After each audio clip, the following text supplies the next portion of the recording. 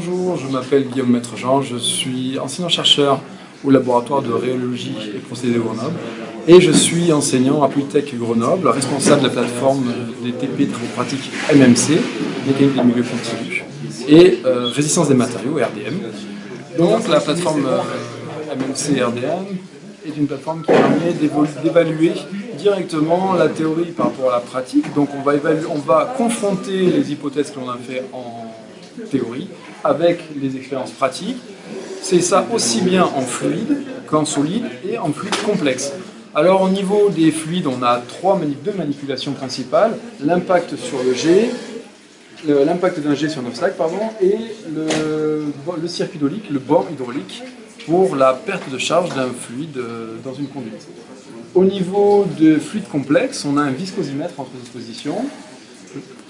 Et au niveau du solide, on a alors à la fois une enveloppe épaisse, la biréfringence, et puis les bandes RDM, de résistance des matériaux, des bandes de flexion et de torsion.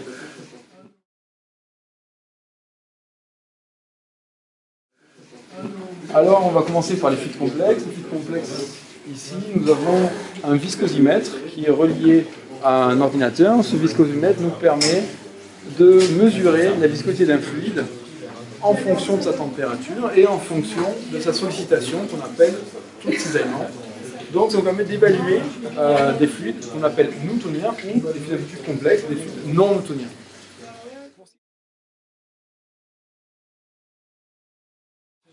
Donc la manipulation de l'impact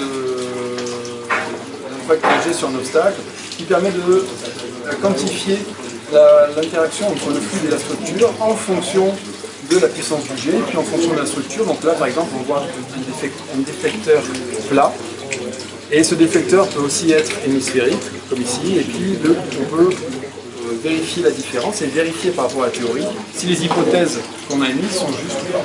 Donc là maintenant on a donc changé le déflecteur et on peut voir que l'interaction entre le fluide et la structure est totalement modifiée due à la forme du déflecteur, qui est maintenant un déflecteur hémisphérique par rapport à un déflecteur plat comme il y avait précédemment. Donc la force du jet vient soulever directement la barre qui est ici, avec laquelle on a un poids. Et on peut venir mesurer la force nécessaire en modifiant la distance entre le point de pivot et la place du poids.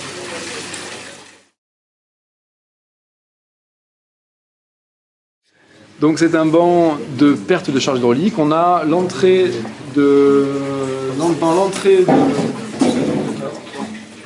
du système, on a l'eau qui met sous pression à l'entrée du système.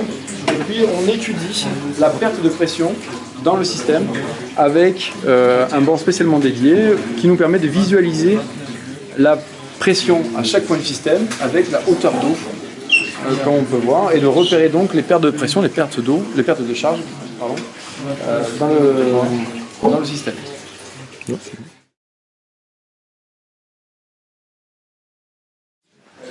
On a ici un banc de traction pour la résistance des matériaux qui permet de caractériser les éprouvettes. Donc les éprouvettes, ce sont des poutres que l'on va venir en traction ou en flexion venir solliciter, et on va pouvoir mesurer leur déformation et donc mesurer les caractéristiques matériaux de ces éprouvettes directement à partir de capteurs d'extensométrie ou à partir de mesures que l'on va faire de déplacement, de déformation, de jauge de déformation, de déplacement qu'on va faire directement avec des comparateurs.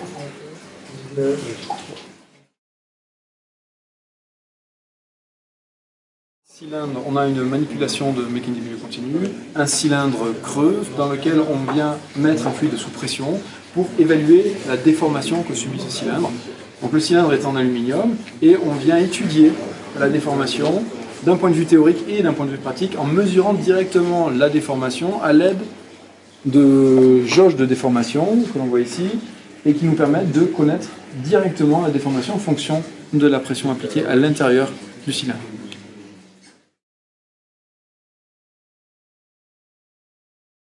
Donc on a ici une manipulation qui s'appelle la biréfringence ou la photoélasticimétrie, qui nous permet de visualiser directement les champs de déformation et les champs de contrainte dans un matériau à l'aide d'une mesure optique. La mesure optique est effectuée à l'aide de deux filtres, des filtres polariseurs qui permettent de polariser la lumière et de venir voir à l'intérieur directement à travers le filtre, de voir visualiser les champs de contrainte et de pouvoir mesurer les contraintes que subit un matériau.